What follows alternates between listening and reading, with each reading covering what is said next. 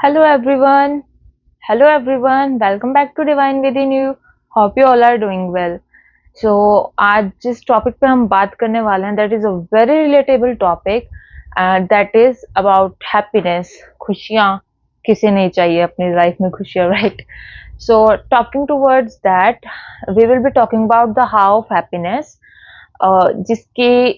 बारे में हम एक स्टडी के बेस पे बात करेंगे the study which is given by Sonja लियोबॉर्मिस्की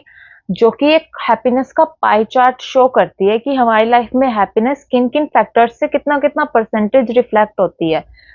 तो जो ये स्टडी है ये it is believe to be a new way of the life you want so pie chart इसमें शो कर इस स्टडी में गिवन है पाई चार्ट जैसे स्कूल में होते थे मैथ्स में एक किसी भी एक टॉपिक की सर्कल में अलग अलग परसेंटेज रेशो दे रखी होती थी तो the same thing it is so talking about the how of happiness इसके पाई चार्ट के बारे में अगर हम बात करते हैं तो इसमें गिवन है कि जैसे एक पाई चार्ट है उसमें हमारे पास 50% का जो रेशो है जो 50% पार्ट है हमारा हैप्पीनेस का वो हमारा जेनेटिक होता है उसमें हम किसी भी तरह से हम उसको रिफ्लेक्ट नहीं कर सकते किसी और फैक्टर से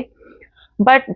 और जो फिर 10% होता है अदर 50 में से 10% जो है वो हमारा एक्सटर्नल फैक्टर्स जो भी हमारे होते हैं ना उससे वो रिफ्लेक्ट होता है स्टडी बेसिस पे ये है एंड उसी स्टडी में ये भी गिवन है जो द रिमेनिंग 40% है वो हमारे रिफ्लेक्ट होता है due to our day to day conscious activities and our thinking process है ना कमाल की बात है कि 40% जो हमारी डेली लाइफ की हैप्पीनेस है वो हमारे सिर्फ सोचने के तरीके से और हम हमारी डेली टू डे लाइफ की एक्टिविटीज है उससे रिफ्लेक्ट हो जाएगा ये तो कमाल ही है फिर खुशियाँ किसको नहीं चाहिए अपनी लाइफ में और 40% अगर हम उसको अपने अच्छी तरह से रिफ्लेक्ट कर सकते हैं अच्छे बेसिस पे हमारे पास हैप्पीनेस आ रही है तो व्हाई नॉट कौन ये मौका छोड़ना चाहेगा सो बट यहाँ पे क्वेश्चन ये आता है कि जो वो 40% है हैप्पीनेस है वो हमारे पास आएगी कैसे उसके लिए हमें क्या क्या करना होगा इसमें कोई रॉकेट साइंस नहीं है उसके लिए बस हमें कुछ बेसिक अपनी लाइफ में कुछ चीजें इंप्लीमेंट करनी होगी जो कि बहुत ही काइंड हैं डे टू डे लाइफ में हमारे बस हमें उनको इम्प्लीमेंट करना है कुछ एक्टिविटीज हैं जिनको हम इम्प्लीमेंट करेंगे तो वो हमारा जो 40% रेशो है उसको हम अपने तरीके से एडजस्ट एंड रिफ्लेक्ट कर पाएंगे एंड हमारा हैप्पीनेस का जो रेशो है वो उतना ही अच्छा होगा सो टॉकिंग अबाउट दोज एक्टिविटीज उनमें क्या क्या आता है हम उन एक्टिविटीज के बारे में बात करेंगे सो दे आर फर्स्ट वन अगर हम बात करते हैं तो the first and the greatest of all is expressing gratitude हम किसी भी चीज की तरफ अगर हम ग्रेटिट्यूड शो कर रहे हैं हम किसी चीज के लिए किसी चीज नहीं हम हर चीज के लिए थैंकफुल है हमें जो भी मिला है यूनिवर्स से हमें जो भी हमारे पास है हम उसके लिए थैंकफुल हैं सो ऑब्वियसली डेफिनेटली अगर हम किसी चीज के लिए ग्रेटफुल होंगे तो हमारे पास और चीज अबंडेंस में आएंगी बट अगर हम ग्रेटफुल ही नहीं है और हम बस इसी चीज पे फोकस करते हैं कि हमारे पास तो ये नहीं है हमारे पास तो वो नहीं है हम वही होगा फिर हमारे पास हम थैंकफुल तो होंगे नहीं तो मिसिंग पार्टी रहेगा हमारी लाइफ में तो ग्रेटिट्यूड एक्सप्रेस करना it is a must according to me तो और अगर हम ये एक्टिविटी अपनी लाइफ में इम्प्लीमेंट करते हैं so it will be very great and it will help to focus our day to day conscious activities and our thinking process भी हमारी इंप्रूव होएगी जब हम हमेशा पॉजिटिव रहेंगे so talking about the other activity we should avoid social comparison and over thinking social comparison से यहाँ पे मतलब है कि हमें किसी को भी किसी के साथ या खुद से किसी को कंपेयर नहीं करना चाहिए कि वो हमसे इस चीज में अच्छा है या द अदर पर्सन कोई भी पर्सन है फॉर एग्जाम्पल वो इससे इस चीज में अच्छा है या फिर उसके पास ये है मेरे पास ये नहीं है मेरे पास ये उसके पास वो नहीं है कंपैरिजन हमें कभी भी नहीं करना चाहिए social comparison and over thinking को हमें अवॉइड करना चाहिए because over thinking never helps in anything and over thinking आजकल बहुत ही एक नॉर्मल कॉमन प्रॉब्लम हो गया है सबके पास होती है but coming to the next activity it should be like we should be kind to everyone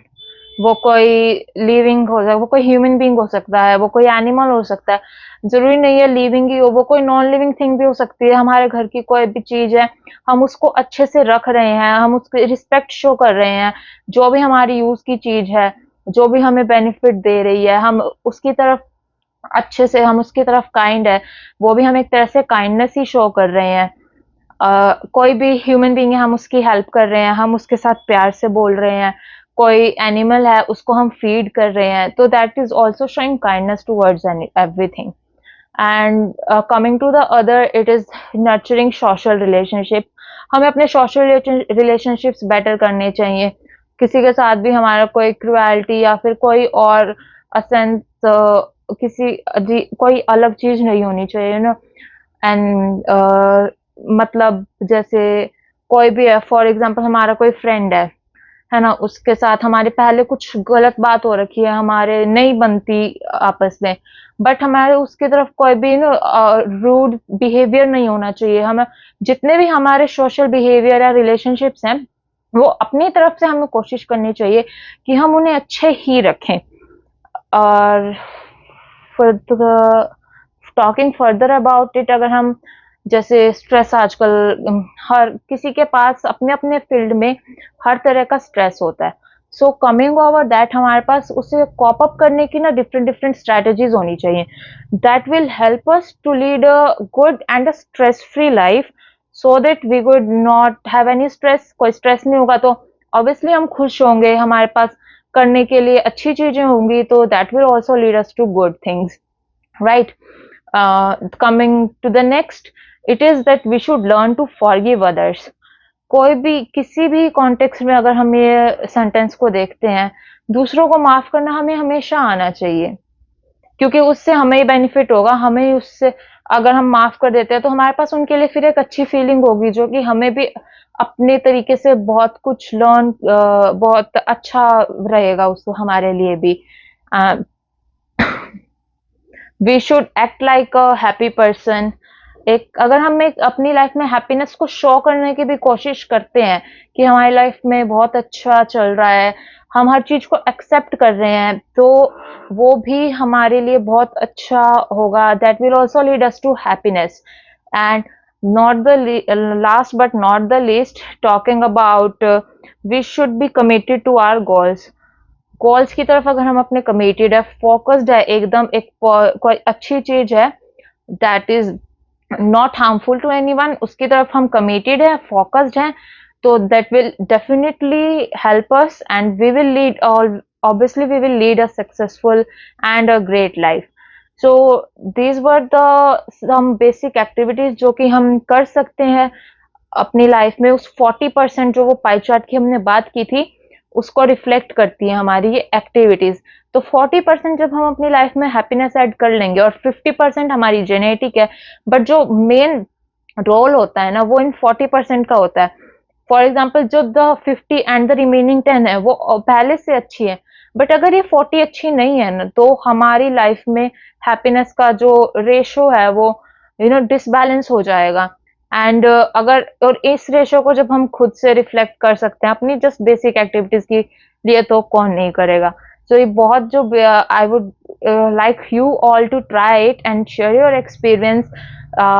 That's all for the video. Thank you so much for watching. Stay connected. Wish you all good days. Thank you very much.